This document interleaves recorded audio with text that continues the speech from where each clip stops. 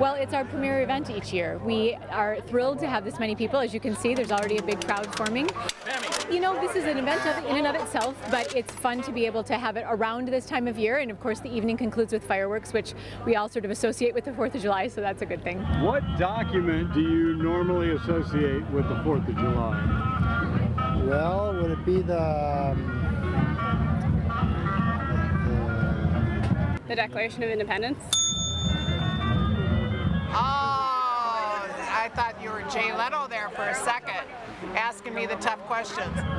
when our country was formed, they had the what's that document they drove up the? You know, you think of the Declaration of Independence because it's Independence Day. Declaration of Independence, actually signed on July 2nd. Who wrote the Declaration of Independence? George Washington, right? Obama. Wrong, wrong, wrong, wrong. Benjamin Franklin, right? Wrong, wrong, wrong, wrong. I was just looking this up on the internet. Well, maybe I don't. Might have been Washington. Who wrote it? Thomas Jefferson? The original declaration penned by Thomas Jefferson and of course signed by a whole bunch of guys. We usually have between 12 and 15,000 people who end up here for music in Plymouth, and this is our 47th year, so we're thrilled to be continuing the tradition.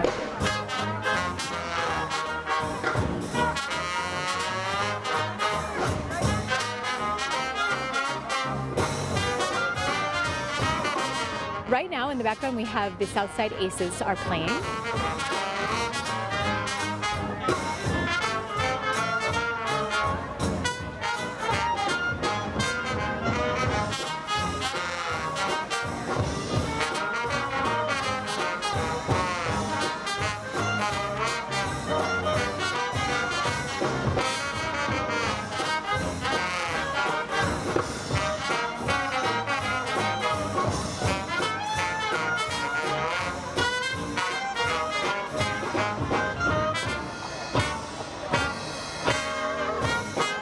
And following that is the Scotty Miller Band.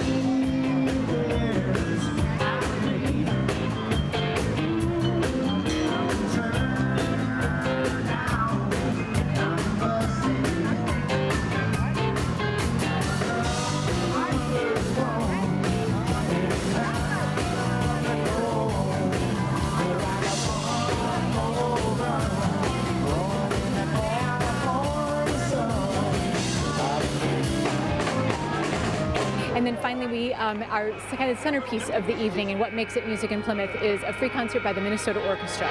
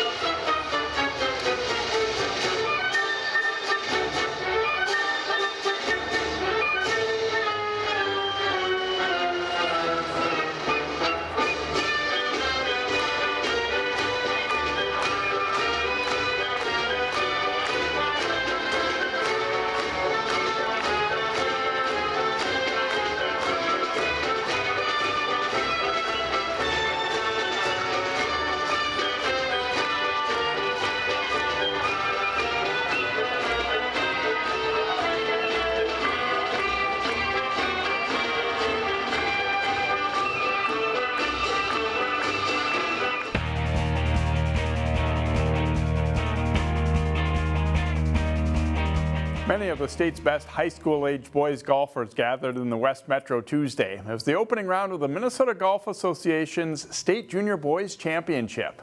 Pioneer Creek in Maple Plain, the site. Kurt Lambert of Rush Creek tees off here. Maple Grove High School golfer Nate Adams with a nice approach on the 12th hole. He two putts for par on his way to a first round 69, 3 under par to tie for second. Tyler Burkham of Edinburgh, USA knocks down the birdie putt on the 18th hole here. Burkham shoots a 2 over 74 on day one. His high school teammate at Maple Grove, Peyton Miller of Rush Creek, sinks the short putt on 18 on his way to a first round 75.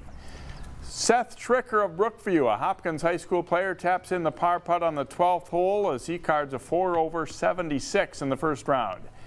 Weston Julie of Edinburgh and Maple Grove High School cards an 80 for his first 18 holes. Lambert rolls home a 10-footer for par on 12 and cards an 81. The tournament wrapped up Wednesday afternoon.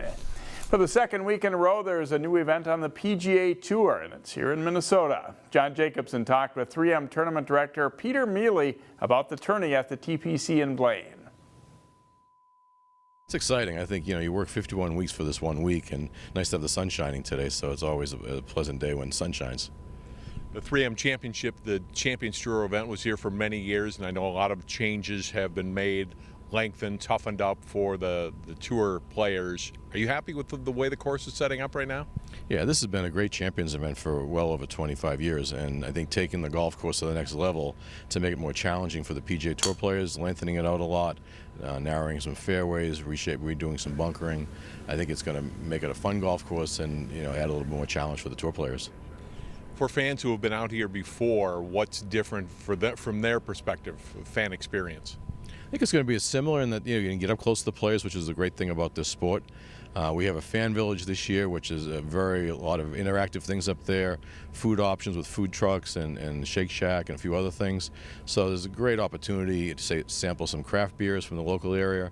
So I think there's a lot more to do than just come out and watch golf. Are you happy with the field you've got? You never know exactly who's going to commit and with a new tour date. Yeah, the field's great. I think it came together really nicely, and I think with a new event it is a challenge because the players like to go back to where they're familiar and they know they like the golf course, they like the area, and so to have this kind of a field quality is a tribute to Hollis really and his recruiting of getting these guys up here this year. Minnesotans deserve a PGA Tour event every year, an annual event, and that's what this is, and we're just hoping they come out and support it so we can just support them back. Have you heard from many Minnesota golf fans who've been up here around them to have a regular tour stop for the first time in 50 years here? Yeah, I think early indications of the level of enthusiasm and excitement came when we do it at our volunteer recruiting, where the Champions event had maybe 900 to 1,000 volunteers, and we needed twice that. And we were able to close off our volunteer recruiting in mid-April. So that showed to me a lot of excitement and enthusiasm for the event coming in. The $6.4 million 72-hole tournament begins Thursday. Tickets are available at 3mopen.com. Back to you, Shannon. All right, thanks, Jay. Talk about riding into the sunset on a high note. A recently retired faculty member at Wayzata High School has won a prestigious national award. Sue Iverson received the Warren E. Scholl Advisor of the Year Award from the National Student Council. She's the first Student Council advisor from Minnesota to win the award. The award is given to the Student Council advisor who demonstrates exemplary character, leadership, and commitment to young people. Iverson worked at Wayzata High School since 1986 until retiring this past school year. She was the school student council advisor and gifted and talented coordinator, and she also worked as a math teacher and dance coach. High water levels due to all of the rain have created some interesting nature sights. As we go to break, here's the view around Crystal Lake in Robbinsdale.